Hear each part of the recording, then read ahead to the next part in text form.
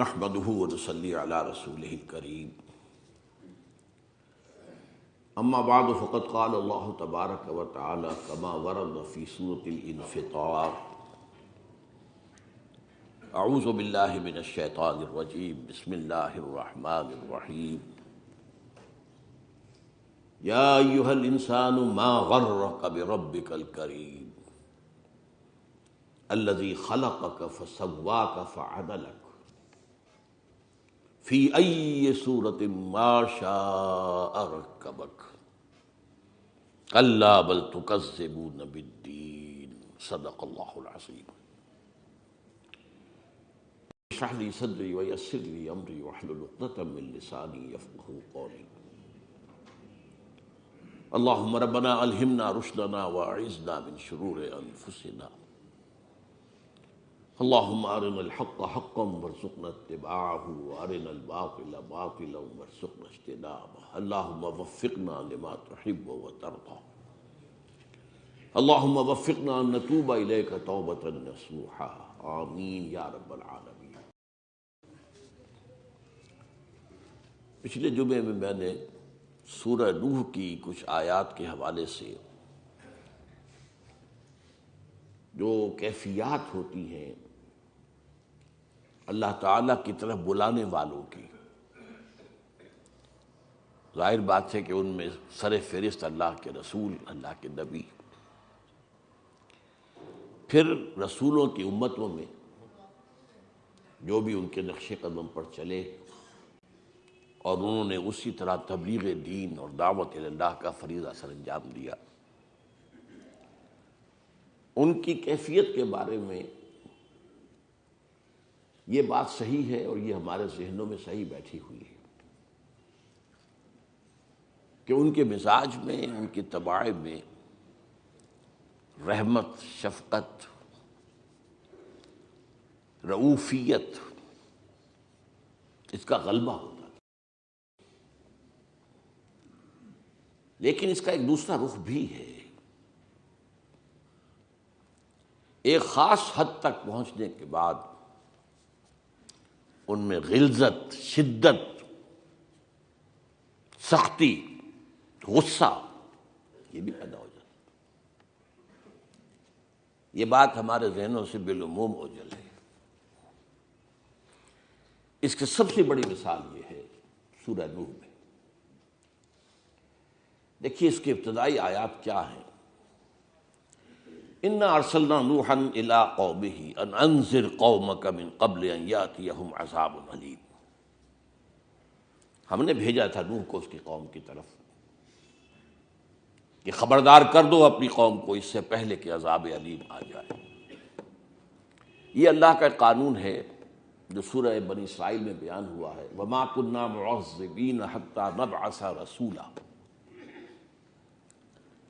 ہم عذاب نہیں بھیجتے رہے ہیں جب تک کہ رسول مبعوث نہ کر دیں۔ اگرچہ یہ ہر قسم کے عذاب کو یہ آیت جو ہے کور نہیں کرتی۔ یہ عذاب کی ایک شکل جو ہوتی ہے قوم کو نسیہ منسیہ کر دینا، ختم کر دینا، وجود ختم کر دینا، جو قوم نوح کے ساتھ ہوا، قوم ہود کے ساتھ ہوا، قوم عاد کے ساتھ، قوم سمود کے ساتھ ہوا، حضرت صالح کی قوم شعیب کے ساتھ ہوا، سدوم اور عمورہ کی بستیوں کے ساتھ ہوا، آل عمران کے ساتھ ہوا۔ اس قسم کا عذاب جو ہے کہ لا یرا الا مساکنہم، اب مسکن نظر آ رہے ہیں، مکین ان میں رہنے والے کوئی نظر نہیں آتے۔ یہ کیفیت، یہ جب تک کہ رسول نہ بھیجے جائیں اللہ اتنا بڑا عذاب نہیں بھیجتا۔ البتہ اور عذاب کی قسمیں ہیں، میں کئی دفعہ سے حوالہ دے چکا ہوں اپنی کتاب کا، سابقہ اور موجودہ مسلمان امتوں کا ماضی اور مستقبل۔ اس میں نے ابتدا میں قرآن کے قانون عذاب پر تفصیلی گفتگو کی ہے، عذاب کیا ہے، کس کس شکل میں آتا ہے۔ اب اس کے بعد طرز عمل دیکھیے، قال یا قوم انی لکم نذیر مبین، اے میری قوم کے لوگوں میں تمہارے لیے ایک واضح طور پر خبردار کرنے والا بن کر آیا ہوں۔ ان اعبدوا اللہ واتقوہ واطیعون، اور میری دعوت ایک ہی ہے، اللہ کی بندگی اختیار کرو، اس کا تقوی اختیار کرو، میری اطاعت قبول کرو۔ یہ بھی ایک خاص فرق ہے، نوٹ کر لیجئے۔ نبی کبھی یہ نہیں کہتا کہ میری اطاعت کرو۔ نبی دعوت دیتا ہے، خیر کی دعوت دیتا ہے، اسے دعوت پھیلتی ہے، جتنی بھی پھیلے، کم ہو زیادہ۔ رسول کہتا ہے میری اطاعت کرو۔ یہ بڑا فرق ہے۔ یہ اپنی جگہ ایک بہت اہم علمی موضوع ہے، رسول اور نبی میں کوئی فرق ہے یا نہیں ہے تو کیا ہے، وہ اس وقت موضوع نہیں ہے میرا۔ لیکن یہ جو اطیعون، ان اعبدوا اللہ واطیعون، اطاعت کرو میری، کیا ہوگا اس کا نتیجہ؟ یغفر لکم من ذنوبکم، اللہ تمہارے گناہ بخش دے گا، ویؤخرکم الی اجل مسمی، اور تمہارے وجود کو ایک خاص مدت تک برقرار رکھ لے گا، تمہاری اس اجل معین کو مؤخر کر دے گا، وہ عذاب جو آیا ہوا ہے اسے ٹال دے گا۔ یؤخرکم الی اجل مسمی ان اجل اللہ اذا جاء لا یؤخر لو کنتم تعلمون۔ وہ اللہ کے عذاب کا وقت آ گیا تو پھر ٹالا نہیں جا سکے گا، کاش کہ تمہیں علم ہوتا۔ اب دوسری کیفیت جو ہے اسی صورت کے اندر، کیا حال ہوتا ہے داعی اللہ کا؟ یہ اس کی ہابی نہیں ہوتی، اس کا مشغلہ نہیں ہوتا، اس کا تو زندگی کا ایک ایک سانس اس کام کے لیے وقف ہوتا ہے۔ ہم بھی اپنے اپنے سوچ کے مطابق دینی جماعتوں میں شامل ہیں، لیکن اکثر و بیشتر جو ہے انگلی کٹا کے شہیدوں میں نام لکھنے والے ہیں۔ بس ایک ضمنی بات یہ بھی ہے، ایک باقی اصل تو ہمارا دھندا دنیا کا ہے، کاروبار کا ہے، وہ زیادہ سے زیادہ پھیلے، زیادہ سے زیادہ اس کے اندر جو ہے آمدنی ہو، زیادہ سے زیادہ شہرت حاصل ہو جائے، زیادہ سے زیادہ اقتدار حاصل ہو جائے۔ لیکن رسول کی جو کیفیت ہوتی ہے اس کے لیے یہ الفاظ بہت عجیب ہیں۔ قال رب انی دعوت قومی لیلا ونہارا، فریاد کی ہے ابھی حضرت نوح نے، اے اللہ میں نے اپنی قوم کو راتوں اور دنوں کو پکارا ہے، رات کو بھی میں بھی پکارا، فلم یزدہم دعائی الا فرارا، لیکن میری جتنی دعوت ہوئی اس سے ان کے فرار میں ہی اضافہ ہو گیا، اور بھاگے اور بھاگے اور بھاگے، دور چلے گئے۔ وَإِنِّي كُلَّمَا دَعَوْتُهُمْ لِتَغْفِرَ لَهُمْ جَعَلُوا أَصَابِعَهُمْ فِي آذَانِهِمْ وَاسْتَغْشَوْا ثِيَابَهُمْ وَأَصَرُّوا وَاسْتَكْبَرُوا اسْتِكْبَارًا، اور میں نے جب بھی انہیں پکارا تاکہ اے اللہ تو ان کو بخش دے، انہوں نے اپنے کانوں میں انگلیاں ٹھوس لی اور اپنے کپڑوں کو کس کر اپنے سروں پر باندھ لیا تاکہ کوئی آواز نوح کی کان میں نہ پہنچ جائے۔ وَأَصَرُّوا، یہ سواد والا اصروا، اصرار کیا، اڑ گئے، وَاسْتَكْبَرُوا اسْتِكْبَارًا، انہوں نے استکبار کیا، گھمنڈ کیا اور میری دعوت کو رد کیا۔ اب دیکھیے نقشہ، ثُمَّ إِنِّي دَعَوْتُهُمْ جِهَارًا، اے اللہ میں نے انہیں برملا بھی دعوت دی ہے، علی الاعلان بھی دعوت دی ہے، مجمعوں میں بھی دعوت دی ہے، جلسوں میں بھی دعوت دی ہے، جہارا۔ ثم انی اعلنت لهم واسررت لهم اسرارا، یہاں ایک لفظ محذوف ہے، ثم انی اعلنت لهم اعلان واسررت لهم اسرارا، پھر میں نے انہیں اعلانیہ بھی پکارا، اعلنت لهم اعلان کے ساتھ، واسررت لهم اسرارا، یہ میرا نام ہے، اور میں نے خفیہ خفیہ بھی جا کے باتیں کی، ایک ایک سے بھی کی، 1 to 1، پرسن ٹو پرسن بھی باتیں کی۔ فَقُلْتُ اسْتَغْفِرُوا رَبَّكُمْ إِنَّكُمْ كَانَ غَفَّارًا، اور میں ان سے یہی کہتا رہا استغفار کرو اپنے رب سے، وہ بہت بخشنے والا ہے، اب بھی تم اگر استغفار کرو گے وہ بخش دے گا۔ اب یہ میں نے آپ کو دوسری جھلک دکھائی۔ تیسری جھلک جو ہے پھر رسول پر جو بیزاری طاری ہوتی ہے، اس میں جو غصہ آتا ہے، آخری الفاظ کیا ہیں؟ وَقَالَ نُوحٌ رَبِّ لَا تَذَرْ عَلَى الْأَرْضِ مِنَ الْكَافِرِينَ دَيَّارًا، اے پروردگار اب اس زمین پر ان کافروں کا ایک گھر بستا نہ چھوڑ۔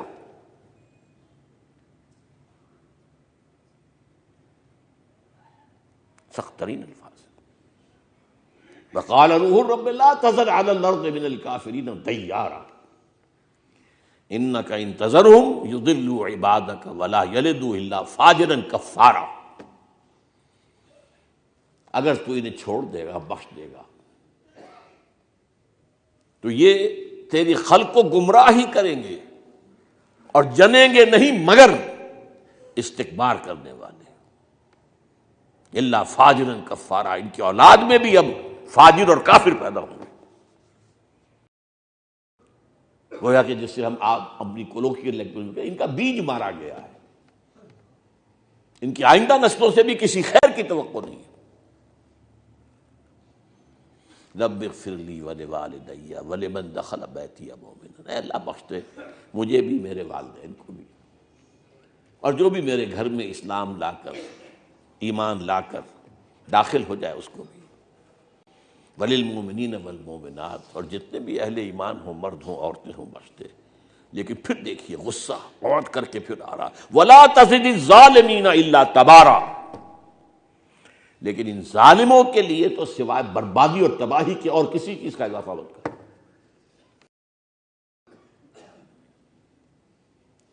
ان آیات کے حوالے سے آج میں بین الخوف والرجاء کے معاملے میں کچھ بات کرنا چاہتا ہوں. اور یہ 40 نبوی کی آخری حدیث، حدیث نمبر 42، اس کے درس میں آ چکا ہے معاملہ بین الخوف والرجاء. اللہ تعالیٰ کا خوف بھی رہے، پکڑ کا خوف بھی رہے، اللہ سے مغفرت کی امید بھی رہے، بخشنے کی امید بھی رہے. اس میں ایک توازن، ایک اعتدال کی ضرورت ہے. سورہ بنی اسرائیل ہی میں کہا گیا ہے یرجون رحمتہ ویخشون عذابہ، وہ پروردگار کی رحمت کے امیدوار رہتے ہیں لیکن اس کے عذاب سے ڈرتے بھی رہتے ہیں. یہ دونوں کیفیات بیک وقت ہونی ضروری ہے. رجا کے اعتبار سے جو حدیث کے الفاظ سے میں آج پھر آپ کو سنا دیتا ہوں، واقعہ یہ ہے کہ بہت زبردست حدیث ہے وہ، اللہ تعالیٰ کی شان غفاری میں، اور حدیث قدسی ہے. ترمذی شریف کی روایت ہے اور امام ترمذی کا کہنا ہے ھذا حدیث حسن صحیح. قال اللہ تعالی، حضور فرماتے ہیں کہ اللہ ہی کہتا ہے یا ابن آدم، اے آدم کے بیٹے، ما دعوتنی ورجوتنی، جب تک تو مجھ سے دعا کرتا رہے گا، مجھے پکارتا رہے گا اور مجھ سے امید لگائے رکھے گا، غفرت لک علی ما کان منک ولا ابالی، میں تجھے بخش دوں گا جس حال میں بھی تو ہوگا، اور مجھے اس کی کوئی پرواہ نہیں ہے. یا ابن آدم، اور اے آدم کے بیٹے، لو بلغت ذنوبک عنان السماء ثم استغفرتنی غفرت لک، اگر تیرے گناہ آسمان کی بلندی تک پہنچ جائیں لیکن تو پھر استغفار کرے تو میں بخش دوں گا. لیکن استغفار کا ایک پری ریکویزٹ ہے توبہ. توبوا الی اللہ ثم استغفروہ، توبہ کرو اللہ کی جناب میں اور پھر استغفار کرو. توبہ اگر نہیں کرتے تو نہیں، یہ معاملہ اس پہ امید نہیں ہے. آخری بات، یا ابن آدم، اے آدم کے بیٹے، انک لو اتیتنی بقراب الارض خطایا، اگر تو میرے پاس حاضر ہوگا زمین جتنے خطاؤں کے ساتھ، ثم لقیتنی لا تشرک بی شیئا، اور پھر اگر تو مجھ سے ملاقات کرے گا اس حال میں کہ تو نے میرے ساتھ شرک نہ کیا، لاتیتک بقرابھا مغفرۃ، تو میں اسی زمین کے حجم جتنی ہی مغفرت لے آؤں گا. تو رجا کے اعتبار سے یہ حدیث بہت عظیم ہے. لیکن جیسا کہ میں نے کہا ہے قرآن مجید میں خوف پر بھی بہت زور ہے، بالکل شک نہیں۔ اما من خاف مقام ربہ ونہى النفس عن الہوى فإن الجنة هی المأوى۔ خوف پر تو بہت آیات ہیں، بلکہ مستشرقین کا تو یہ کہنا ہے اور کسی حد تک صحیح ہے کہ قرآن مجید میں خوف، انذار، ڈر اس کا غلبہ ہے، جبکہ انجیل میں محبت اس کا غلبہ ہے۔ وجہ کیا ہے؟ جس قوم کی طرف حضور مبعوث کیے گئے تھے اس میں کوئی خیر کا وجود ہی نہیں رہا تھا، تو بشارت کس کو دیں؟ ان کے لیے تو انذار ہی انذار تھا۔ یہی وقت آتا ہے قرآن مجید میں، یا ایھا المدثر قم فانذر، واستبشر یہاں ہے ہی نہیں، حالانکہ اصولی طور پر جو ہے وہ بشر نہیں ہے کہیں بھی، حالانکہ اصولی طور پر جو ہے بشارت اور انذار ساتھ ساتھ جاتے ہیں۔ رسلا مبشرین و منذرین لئلا یکون علی الناس للناس علی اللہ حجۃ، رسولوں کو ہم نے مبشر اور نذیر بنا کر بھیجا۔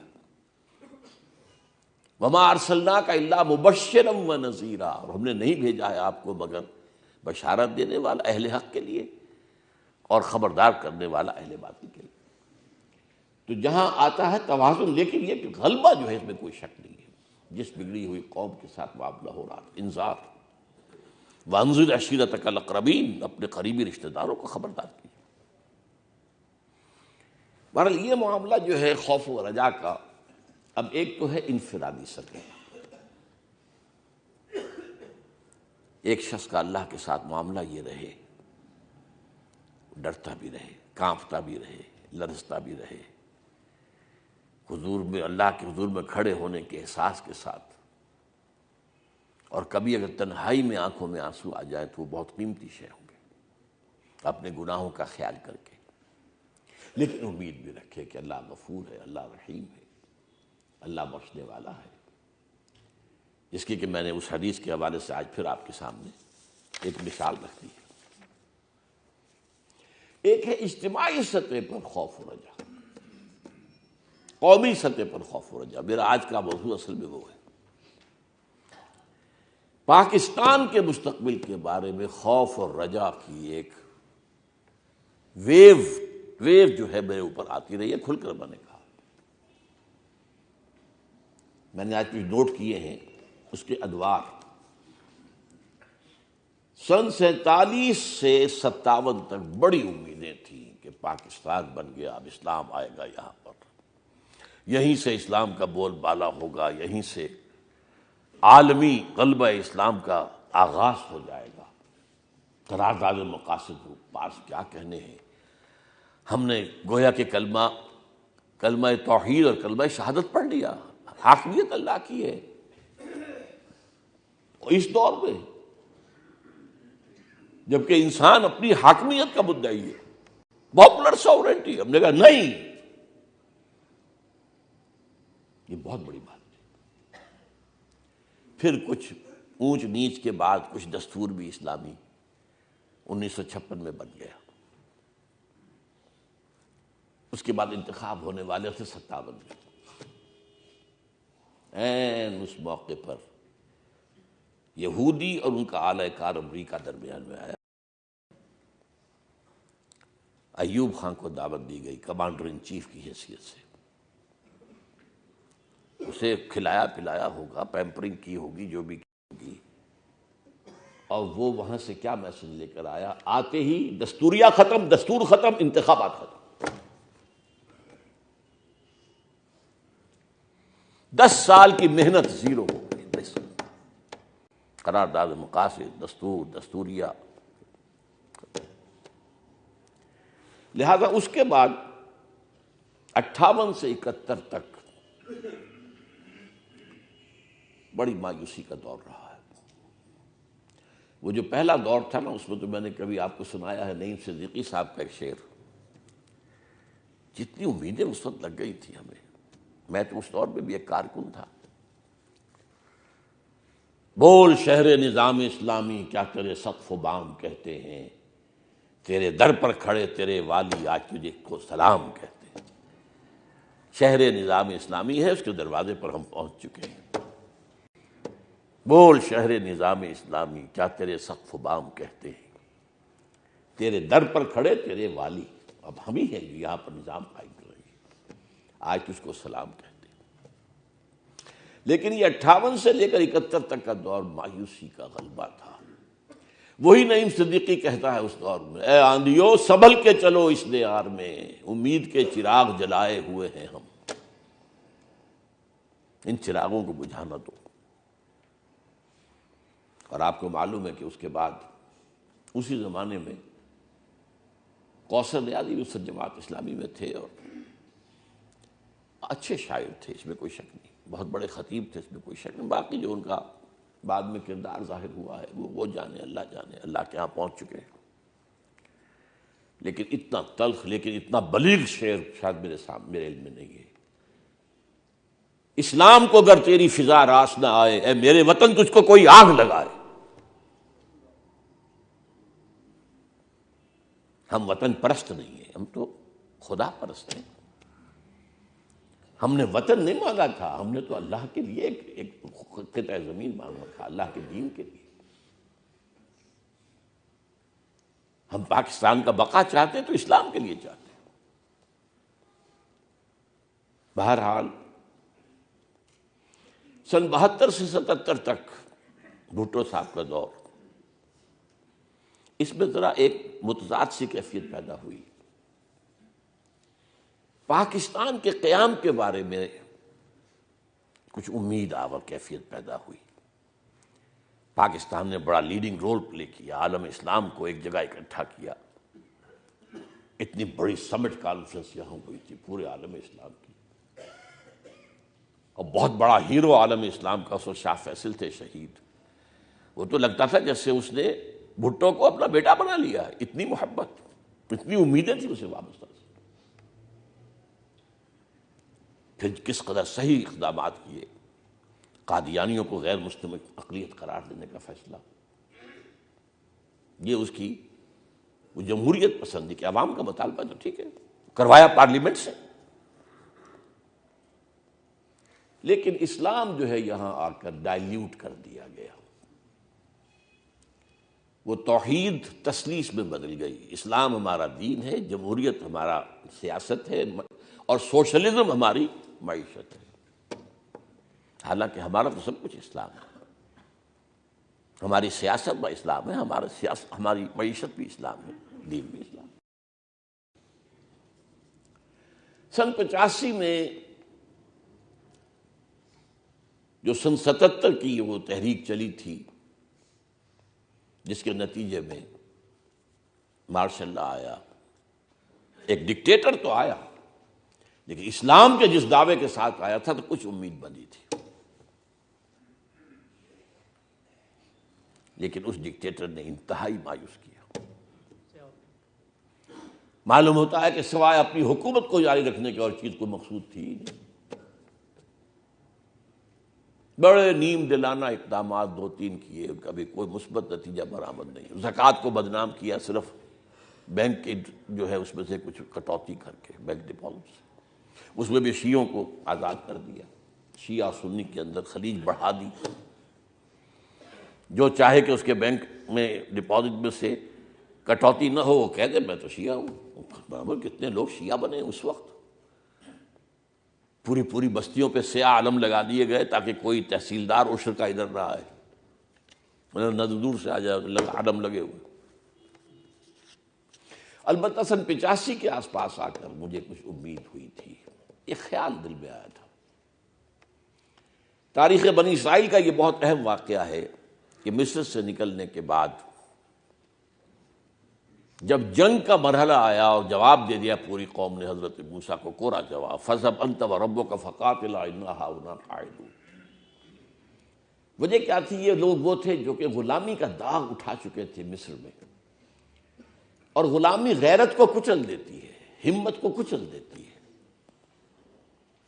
لہذا وہ جنگ کی جو ہے ہمت نہیں تھی، تو اللہ نے 40 برس کی سزا ان پر مسلط کر دی، محرم علیہم 40 سنۃ یتیہون فی الارض، اب یہ ارض مقدس 40 برس تک ان پر حرام رہے گی اور زمین میں یہ بھٹکتے پھریں گے اسی صحرائے تیہ کے اندر، صحرائے سینا۔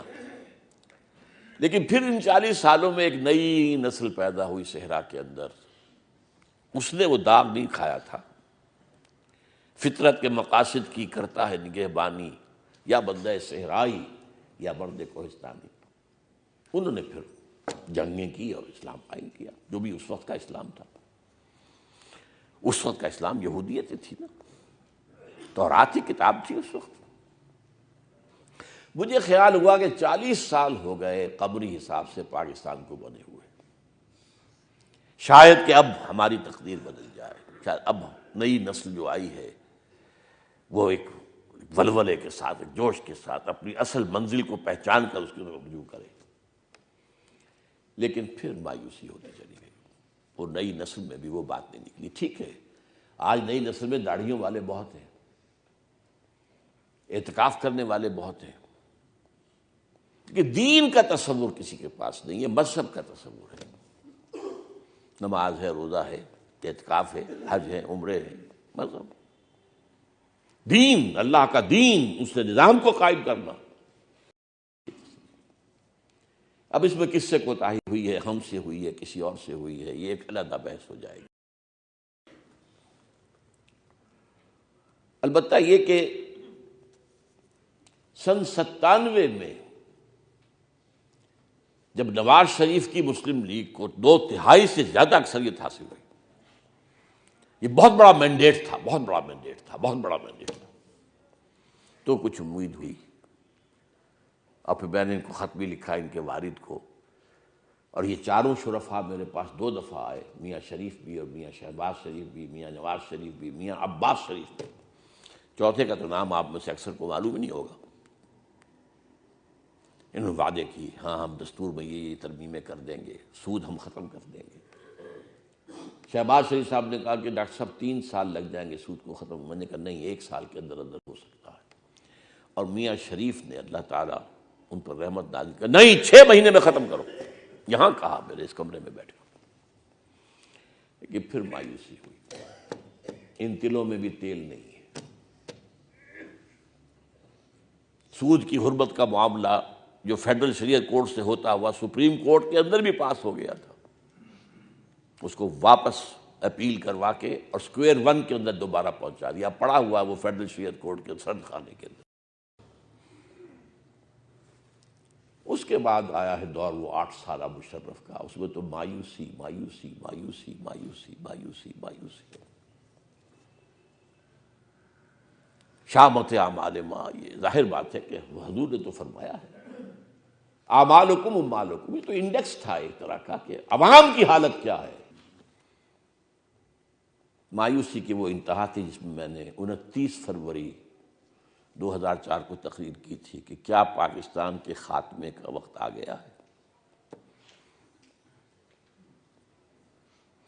اس کے بعد تھوڑی سی امید ایک اعتبار سے ہوئی تھی، اسلام کی تو کوئی توقع پیدا نہیں ہوئی، قطعاً نہیں ہوئی، کوئی خطرہ نہیں، اب بھی تو ہے ہی نہیں، بالکل ہی نہیں ہے۔ البتہ یہ کہ شاید ملک کے اندر کچھ حالات کی بہتری، اس کے بقا کا معاملہ، جب چیف جسٹس افتخار محمد چودھری کھڑا ہو گیا ہے ہمت کے ساتھ، پاکستان میں جتنے عامر آئے ہیں ان میں عامر اعظم تھا یہ مشرف، اس کے سامنے کھڑے ہو جانا آسان کام نہیں تھا، اور ملٹری کی ٹاپ براس کے سامنے کھڑے ہو جانا، اور پھر وکلا کی تحریک جس طرح چلی ہے، تو اندازہ ہوا کہ ہے قوم میں جان، شاید عدلیہ کے راستے سے اللہ اس ملک کے اندر اصلاح پیدا کر دے۔ اب اس کا بھی معاملہ جو آپ کو معلوم ہے، اب تو داخلی اور خارجی دونوں اعتبارات سے حالات انتہائی ناگفتہ ہیں، انتہائی ناگفتہ ہیں، انتہائی ناگفتہ۔ البتہ بہرحال مایوس تو نہیں ہونا چاہیے آخری وقت تک۔ لا تیأسوا من روح اللہ، اللہ کی رحمت سے مایوس نہیں ہونا چاہیے، بین الخوف والرجاء۔ تو میری کیفیت یہی رہی ہے کہ سنبھلنے دے مجھے اے نا امیدی، کیا قیامت ہے کہ دامان خیال یار چھوٹا جائے ہے مجھ سے۔ میں اپنا سورہ کبریٰ پھر جوڑتا تھا، احادیث میں یہ آیا ہے 400 سالہ تاریخ یہ کہہ رہی ہے مجددین امت جو ہے یہ پورے انڈیا میں کیوں آئے ہیں ان 400 سال میں، الف ثانی سے یعنی 11ویں صدی سے لے کر یہ پاکستان کی تحریک اسلام کے نام پر کیسے چلی؟ پھر کانگریس جیسی حکومت اور پارٹی، ہندو جیسی ہماری دشمن قوم، اور خود ہمارے بہت مؤثر حلقے ان کے ساتھ، کانگریس کے ساتھ، مولانا مدنی رحمۃ اللہ علیہ، مولانا آزاد، پنجاب میں احرار جیسے آتش بیان مقررین، سرحد میں باچا خان، عبد الصمد اچکزئی بلوچستان میں، اس کو کہتے تھے بلوچستانی گاندھی، اور باچا خان تھا سرحدی گاندھی، ان سب کی مخالفت، اور لیبر پارٹی کی حکومت جو مسلم لیگ کی دشمن تھی، اور پاکستان بن گیا معجزہ۔ یہ ایک علیحدہ بات ہے، میری کتاب استحکام پاکستان پڑھیے کہ یہ معجزہ تھا۔ تو یہ میں صغرا کبرا جوڑتا ہوں، پھر کچھ اپنی امید کو تھوڑا سا کھڑا کرتا ہوں، پھر کچھ ہمت کرتا ہوں، لیکن صورتحال یہ ہے کہ اب مایوسی کا شدید غلبہ ہو رہا ہے۔ اب میں آپ سے وہ بات کہنا چاہ رہا ہوں، اس وقت بھی کچھ لوگ کہتے ہیں بڑے دھڑلے کے ساتھ اور بڑے اعتماد کے ساتھ، اور پاکستان رہنے کے لیے آیا، پاکستان ہمیشہ رہے گا، پاکستان قیامت تک رہے گا۔ ان کے عمل دیکھو تو کوئی پاکستان کے ساتھ سروکاری نہیں، لیکن یہ کہ بڑے ڈٹ کر، وہ وجہ کیا ہے؟ اللہ غفور بھی ہے، اللہ رحیم بھی ہے، اللہ تواب بھی ہے، اللہ ستار بھی ہے، اللہ رؤوف بھی ہے، اللہ ودود بھی ہے، لیکن شدید العقاب بھی ہے، سزا دینے میں نہایت سخت، شدید الانتقام بھی ہے، شدید ترین انتقام لینے والا۔ اس اعتبار سے میں نے آج کی جو آیات سنائی تھی آپ کو، وہ کیا ہے؟ سورۃ الانفطار کا مرکزی مضمون یہ ہے کہ انسان دھوکہ کھا جاتا، اللہ کی شان رحیمی پر، شان غفاری پر دھوکہ کھا جاتا۔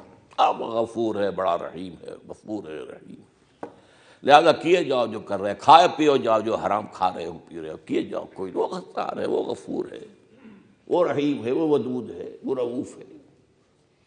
یہ ہے اللہ کی شان غفاری پر دھوکہ کھا جانا۔ چنانچہ یہ سورہ انفطار کا مرکزی مضمون ہے۔ پہلی 4 آیتوں میں تو قسمیں ہیں، تین آیتوں میں قسمیں ہیں، 4، بلکہ قیامت کا نقشہ ہے۔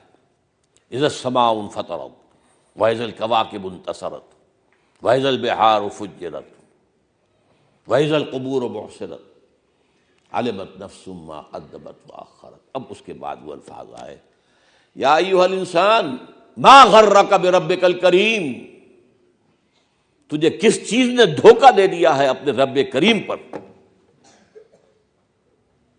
رب کریم پر دھوکہ۔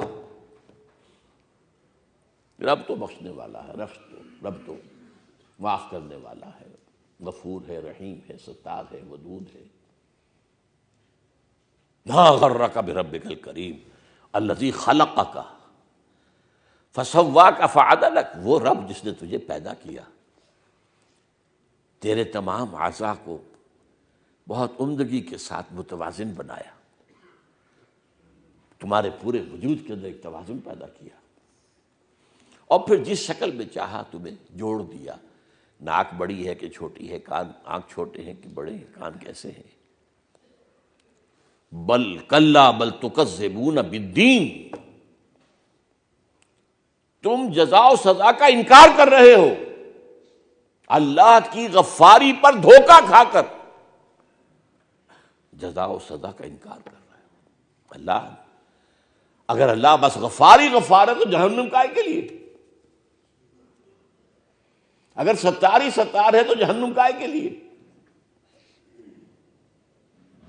یا ایھا الانسان ما غرک بربک الکریم الذی خلقک فسواک فعدلک فی ای صورۃ ما شاء رکبک کلا بل تکذبون بالدین۔ اب ذرا چند چیزیں نوٹ کیجیے. 12 مرتبہ قرآن میں آیا شدید العقاب. آج میں یہ جلالی رنگ آپ کو دکھانا چاہتا ہوں جو حضرت نوح علیہ السلام کی دعا کا جلالی رنگ ہے. وقال نوح رب لا تذر علی الارض من الکافرین دیارا.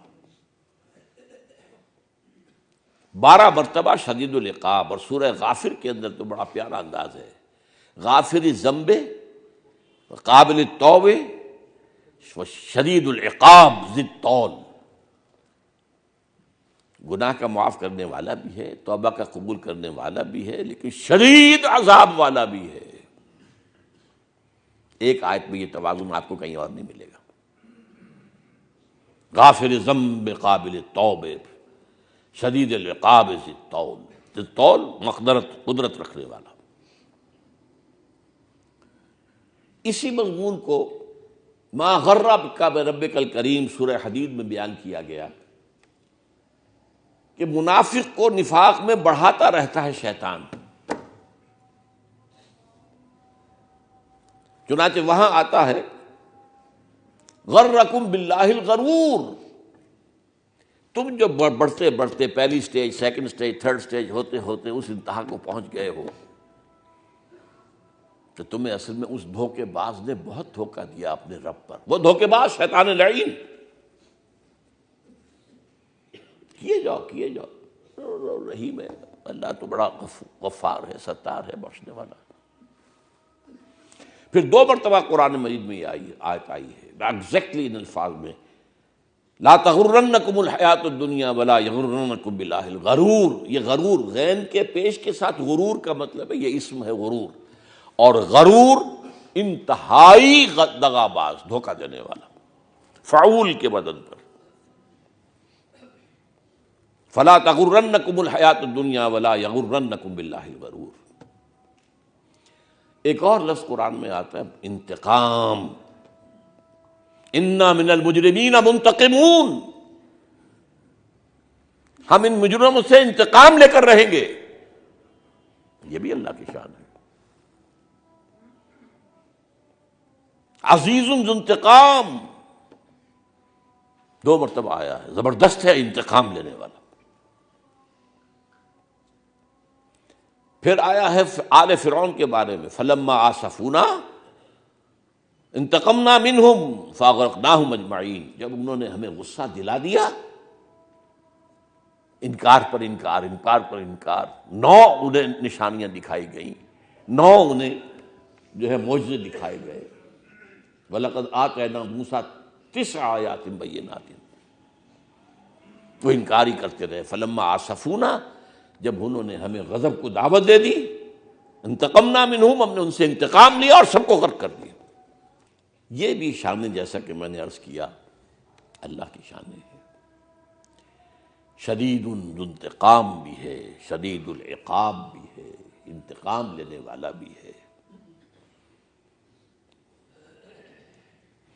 ایک اور جگہ آتا ہے سورہ دخان میں یوم نبطش البطشۃ الکبریٰ انا منتقمون. ہم وہ دن جس دن کے ہم پکڑیں گے زبردست پکڑ. ان بطش ربک لشدید. جب تمہارے رب کی پکڑ آتی ہے تو بہت سخت ہوتی ہے. یوم نبطش البطشۃ الکبریٰ انا منتقمون. اسی طرح یہ فإما نذهبن بک فإنا منہم منتقمون. اے محمد صلی اللہ علیہ وسلم یہ بھی ہو سکتا ہے ہم آپ کو تو لے جائیں، آپ کا انتقال ہو جائے، لیکن ان مجرموں سے تو انتقام ہم لے کر رہیں گے. یعنی یہ آپ کی زندگی میں آ جائے یا یہ کہ بعد میں آئے. یہ ہیں وہ کیفیات جن سے مجھے خوف آتا ہے. اللہ نے ہماری دعائیں قبول کی تھیں. لیلۃ القدر میں قرآن نازل ہوا تھا، اسی میں یہ پاکستان نازل ہوا. اور کیسے کیسے مرحلوں سے وہ بچاتا آیا، بار بار بچاتا آیا. سن 65 کی جنگ یاد کیجئے. لاہور کا بالکل کھلا پڑا ہوا تھا، بارڈر پہ یار کوئی تھا ہی نہیں. انڈین فورسز کو یہ خیال ہوا میں گھیرے میں لے رہے ہیں، شاید یہ ہے ہی نہیں کوئی یہاں پر، کیا ہے. چھٹک کر کھڑے ہو گئے.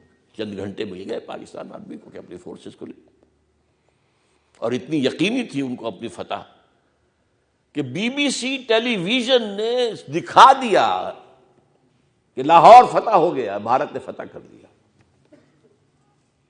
وہ کچھ اومنی بسیں جو کہیں سرحد کے پاس تھیں ان کے فوٹو لے کر, چونکہ وہ ڈبل ڈیکر بسیں ہوتی تھی صرف پاکستان میں, انڈیا میں تھی نہیں, تو دکھایا یہ لاہور تو فوراً لاہور تو گر گیا.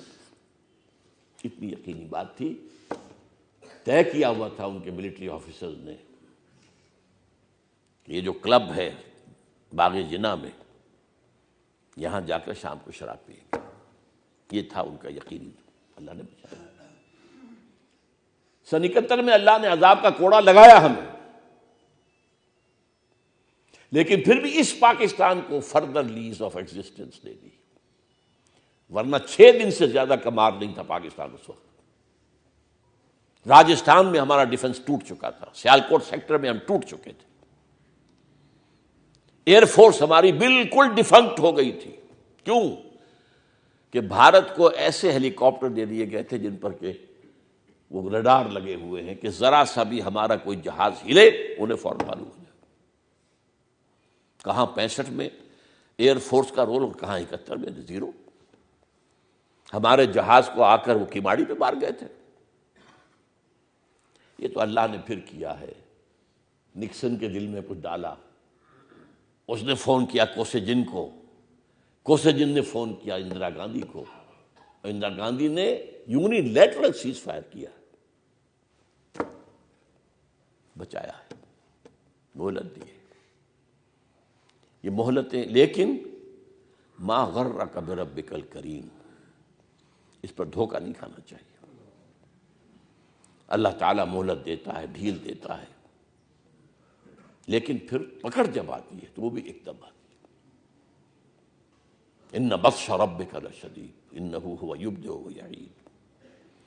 اگلی سورت جو اس کا جوڑا ہے اس میں ہے امہلہم رویدہ, ابھی ذرا مہلت ہم دے رہے ہیں, اے نبی آپ بھی صبر کیجیے. لیکن یہ کہ جب پکڑ آئے گی تو آئے, اس کو پھر روکنے والا کوئی نہیں ہوگا. اب اس میں 2 شکلیں ہیں. ایک بات پر میرا یقین ہے, اب یقین ہے, اسلام یہاں نہیں آئے گا تو پاکستان نہیں رہے گا, اس کا کوئی جواز نہیں ہے. وائی پاکستان ایک آرٹیفیشل تقسیم تھی جو ہوئی ہے, جغرافیہ کے حساب سے وہ کوئی نیچرل تقسیم نہیں ہے. ہمارے دریا سارے ان کے ہاتھ میں ہیں اور وہ ٹائٹ کر رہے ہیں, اسکرو کرتے جا رہے ہیں.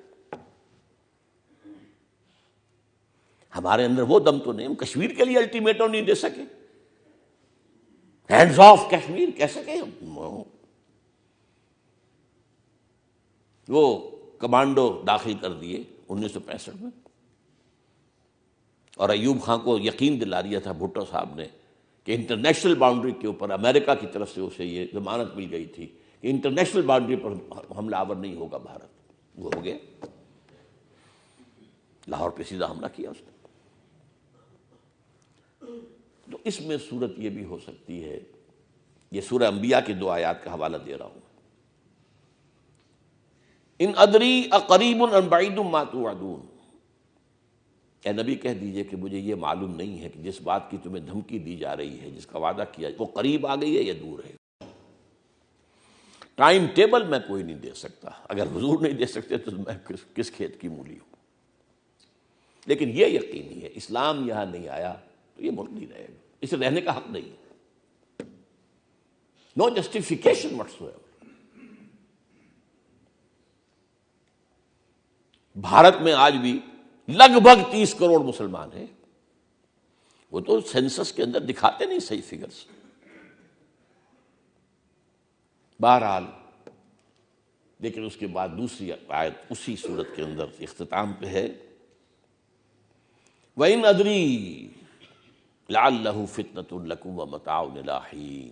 میں کہہ نہیں سکتا, ہو سکتا ہے اللہ تعالیٰ نے تمہیں ایک آزمائش تو یہ نازل کر دی ہو, لیکن تمہیں ابھی اور وقت کی مہلت دینا چاہتا ہوں. اس وقت کی جو صورت ہے کس قدر پیارے الفاظ، یہ ندری لعلہ فتنۃ لکم، ہو سکتا ہے یہ تمہارے لیے ایک امتحان اور آزمائش ہو، ومتاع الی حین، ابھی ایک مدت معین تک اللہ تعالیٰ تمہیں اور رہنے کا، تمہارے وجود کا جو ہے سلسلہ قائم رکھے۔ اب آخری بات، ان حالات میں ہم اللہ سے دعا کریں، لیکن وہ دعا توبہ کے ساتھ ہوگی، اس سے پہلے دعا کا کوئی مطلب نہیں۔ بڑے لطیف انداز میں قرآن مجید میں اللہ تعالیٰ نے اپنے دو انبیاء کی طرف سے جو انداز شفاعت ہوتا ہے، بہت لطیف انداز میں، حضرت ابراہیم کے قول آیا ہے سورہ ابراہیم میں، فمن تبعنی فإنہ منی، اے اللہ جو میرا اتباع کرے گا وہ تو مجھ میں سے ہے ہی ہے، مطلب اس کے لیے تو تیری بخشش ہے ہی ہے، ومن عصانی فإنک غفور رحیم، اور جو میری نافرمانی کرے تو اللہ تو غفور الرحیم ہے۔ اب دیکھیے انداز، دیکھیے کس قدر خوبصورت انداز کہ اللہ جو نافرمانی کرے میں سفارش نہیں کر سکتا، ان کی نہیں کر سکتا، مشرکین کے لیے دعا مانگنے کی اجازت نہیں ہے۔ فمن تبعنی فإنہ منی، وہ تو ہے میرا، ومن عصانی فإنک غفور رحیم۔ اور دوسری بات ہے حضرت عیسیٰ علیہ السلام کی قیامت کے دن ہوگی، جب اللہ پوچھے گا، اے عیسیٰ کیا تم نے حکم دیا تھا اپنے پیروکاروں کو کہ مجھے اور میری ماں کو بھی خدا بنا لینا؟ اے اللہ میں نے نہیں کہا، میں نے تو وہی کہا تھا جو تو نے مجھ سے کہا تھا، اعبدوا اللہ ما لکم من الہ غیرہ، میں نے تو یہی کہا تھا، میرا اور تمہارا رب اللہ ہے۔ لیکن آخر میں پھر دیکھیے کیا کہتے ہیں، ان تعذبہم فإنہم عبادک وإن تغفر لهم فإنک غفور الرحیم علی کل شیء قدیر۔ اے اللہ اگر تو نے عذاب دے تو تیرے بندے ہیں، تجھے حق ہے، جس طرح چاہے عذاب دے، لیکن اگر تو نے معاف کر دے تو تو ہر چیز پر قادر ہے، تجھے تو اختیار حاصل ہے، تیرا تو ہاتھ روکنے والا کوئی نہیں ہے، تجھ سے جواب طلبی کرنے والا تو کوئی نہیں ہے۔ ان دو آیتوں کے حوالے سے پاکستان کے مستقبل کے لیے دعا، لیکن اس دعا سے پہلے جو میں نے پچھلی مرتبہ کچھ عرض کیا تھا، وہ توبہ جس کے اندر یہ بھی شرط لازم ہے کہ اخلاق حسنہ ان سے اپنے کو مزین کریں، اخلاق رذیلہ سے پاک کریں، شریعت کی پابندی کریں، اور تن من دھن اس ملک میں اسلام قائم کرنے کے لیے وقف کریں۔